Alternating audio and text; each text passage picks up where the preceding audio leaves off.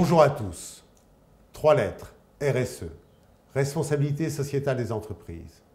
Aujourd'hui, allons plus loin avec Laurence Hulin de Mediapost Communication. Bonjour Laurence. Bonjour Dominique. Merci de nous recevoir. Peux-tu te présenter? Qui es-tu?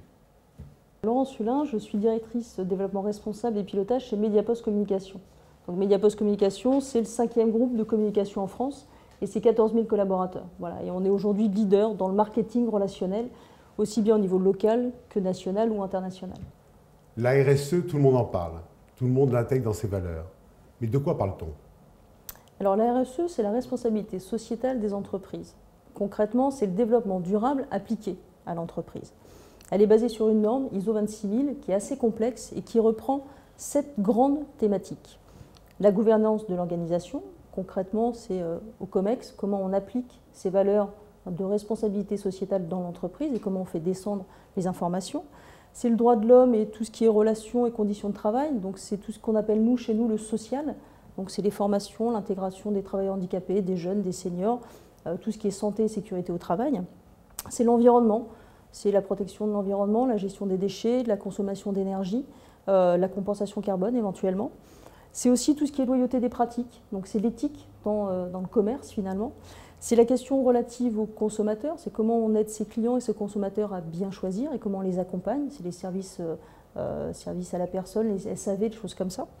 Et puis, dernier point, c'est tout ce qui est communauté et développement local. C'est comment, en ancrage territorial, on arrive à agir et on crée des emplois qui sont non délocalisables, comme chez Mediapost Communication, par exemple. C'est une démarche qui est volontaire et qui s'inscrit dans un progrès continu, donc vraiment dans l'amélioration continue au fil du temps. On n'a jamais fini, en fait. Certes, Laurence. RSE et innovation, 2 thèmes qui vont bien ensemble? Innovation et RSE, effectivement, c'est 2 termes qui sont indissociables. Pourquoi? Parce que c'est 2 termes qui touchent au transverse dans l'entreprise. Il est presque impossible de parler d'innovation sans aborder soit un volet environnemental, soit un volet social. C'est-à-dire qu'on ne fait pas de l'innovation juste comme ça. On va forcément toucher à ces secteurs-là. Et il est impensable de réaliser finalement une innovation sans tenir compte de ses impacts également, que ce soit sociaux ou environnementaux. Donc c'est vraiment 2 choses qui sont imbriquées l'une dans l'autre. Et preuve en est, quand on regarde la plateforme innovation de Comedia, aujourd'hui, quasiment tous les projets qui sont déposés sur cette plateforme touchent au moins soit le social, soit le sociétal, soit l'environnemental. Donc c'est vraiment, encore une fois, totalement imbriqué. Ces engagements au sein de Mediapost Communication, comment se traduisent-ils? Pour les clients, pour les collaborateurs, pour l'écosystème dans lequel vous évoluez? Chez Mediapost Communication, on a réalisé une charte développement responsable qui reprend toutes les actions RSE de Mediapost Communication. On a mis en place une politique de progrès social au service vraiment de la qualité et de l'efficacité pour nos salariés. Donc c'est des formations, c'est de la montée en compétences, de la professionnalisation de tous nos salariés. On favorise tout ce qui est santé et sécurité de nos collaborateurs. On intègre des travailleurs handicapés et tout ça dans un but en fait bien évidemment social. On a également des actions sur tout ce qui est environnement, donc tout ce qui est gestion de nos consommations d'énergie, tout ce qui est gestion en fait de nos carburants. Et on compense intégralement nos émissions de CO2 depuis le 1er mars 2012. Donc tout ça bien évidemment a des coûts, mais on a également des retours sur investissement. Si on prend un exemple, on a en 2009 formé 600 de nos collaborateurs à l'éco-conduite. Donc on a pris une formation qui nous a coûté à peu près entre 78 000 et 80 000 euros.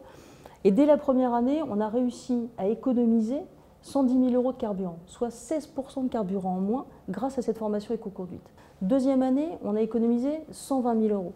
Comme tu peux le voir, un beau retour sur investissement qu'on a réussi à réaliser en moins de 8 mois pour une formation qui finalement a été décidée très rapidement et a été mise en œuvre aussi également très rapidement en 3-4 mois.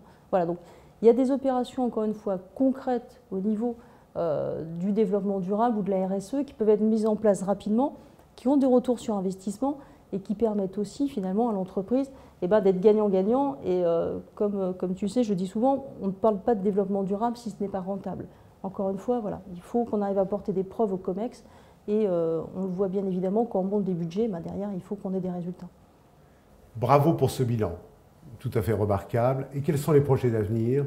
Quelle est la feuille de route dans laquelle tu t'inscris? Alors pour Mediapost Communication, bien évidemment, c'est de continuer déjà toutes les actions qu'on a menées depuis 2005. Et c'est bien évidemment de fédérer toutes les entités de Mediapost Communication sur cette thématique de RSE.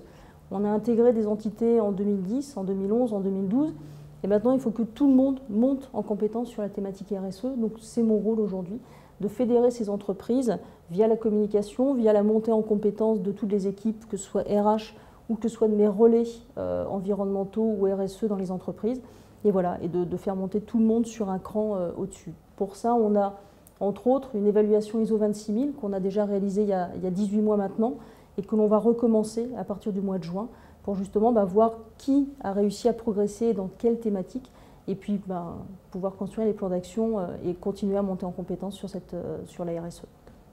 Revenons à l'Observatoire Comédia. Aujourd'hui, tu pilotes le groupe de travail RSE. Tu portes beaucoup d'ambition sur le programme 2014 et probablement 2015-2016, je l'espère vivement. Comment tu vois le rôle qui est le tien à nos côtés pour faire valoir tous ces enjeux que porte la RSE et, je dirais, l'envie que tu vas tous nous donner, donc de te rejoindre dans ton sillage? Effectivement, ce groupe de travail il a plusieurs objectifs. D'une part, c'est de rechercher parmi les adhérents de Comédia les bonnes pratiques existantes. Et c'est vrai qu'on est encore une fois persuadé qu'il y a beaucoup de choses qui sont faites, mais rarement mises en avant et mises en lumière finalement au sein des entreprises ou même dans un panel d'entreprises. On va également approcher la CEDAF et l'OPSAR pour enrichir les bonnes pratiques RSE du côté, on va dire, direction des achats, voilà, pour encore une fois être un relais de business. Et puis on va essayer de donner finalement de la visibilité aux adhérents qui seront les plus engagés sur la responsabilité sociétale d'entreprise, voilà, pour que ce soit vraiment un élément différenciant pour elles et qu'elles puissent répondre à des appels d'offres ou avoir du business supplémentaire. Il me paraît important de revenir sur deux points clés sur lesquels nous sommes d'ailleurs accordés, toi et moi, sur ce groupe de travail. Un, la RSE doit mettre en valeur l'ensemble des leviers de croissance et de business que génère cette dimension développée par les entreprises. Un autre point sur lequel je souhaiterais revenir. Nous avons conscience que les grands groupes, les grandes entreprises intègrent parfaitement la RSE aujourd'hui. Les obligations légales les y obligent, tout à fait. Bien. Maintenant, il est important pour nous d'attirer, de sensibiliser, de faire comprendre l'ensemble de notre écosystème, qu'il soit TPE, PME ou ETI, d'intégrer l'ensemble de ces valeurs et que nous puissions, à l'Observatoire Comédia, grâce à toi, leur faire comprendre que ces sujets leur sont également accessibles. C'est effectivement le cœur même du groupe de travail RSE de Comédia, c'est d'accompagner les PME, TPE, ETI vers justement la connaissance et les bonnes pratiques RSE. Effectivement, les grands groupes ont obligation aujourd'hui de répondre, de faire un rapport développement durable, donc d'avoir des personnes qui s'occupent de la RSE dans leur rang. Les PME, TPE, voilà, elles doivent développer, elles doivent aller chercher de l'innovation, elles doivent aller chercher de l'innovation via justement la RSE. Et c'est important pour nous, pour le groupe de travail, de pouvoir les accompagner sans discrimination et au contraire pour leur permettre de se différencier. Lorsqu'elles vont répondre à un appel d'offres, si justement elles ont des actions en matière de RSE, elles seront privilégiées, elles auront des points et des cotations supplémentaires et ça va vraiment leur permettre de pouvoir être toujours là dans 5 ans, dans 10 ans, dans 20 ans. Il y a l'innovation certes, mais il y a également tout ce volet-là qui est important. Je le dis assez souvent, la RSE, c'est la qualité d'il y a 20 ans. C'est les personnes et les entreprises qui n'ont pas souhaité ou qui n'ont pas pu aller justement vers des process qualitatifs ou vers des structures qui leur permettaient justement de tenir à jour des indicateurs, aujourd'hui n'ont jamais réussi à répondre à des appels d'offres et n'existent plus. Donc c'est vraiment très important, encore une fois, pour Comédia et pour des sociétés comme Mediapost de Communication, d'aller accompagner des petites entreprises sur ce chemin-là. Pour rester concret, pragmatique, comment aller plus loin?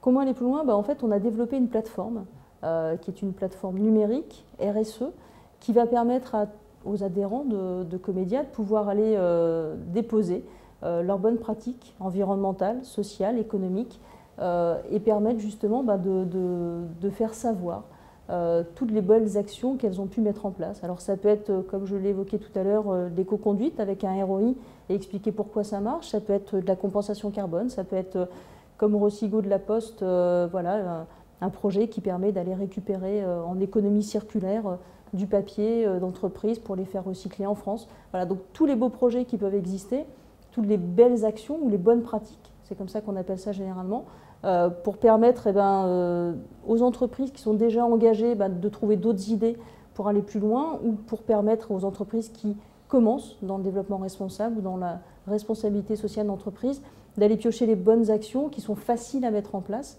pas forcément très chères, pour voilà, justement monter aussi en compétences par rapport à cette thématique.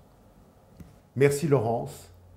Continue à nous faire partager tes valeurs, tes ambitions et toute la joie que tu nous apportes lors de nos travaux. Merci Dominique.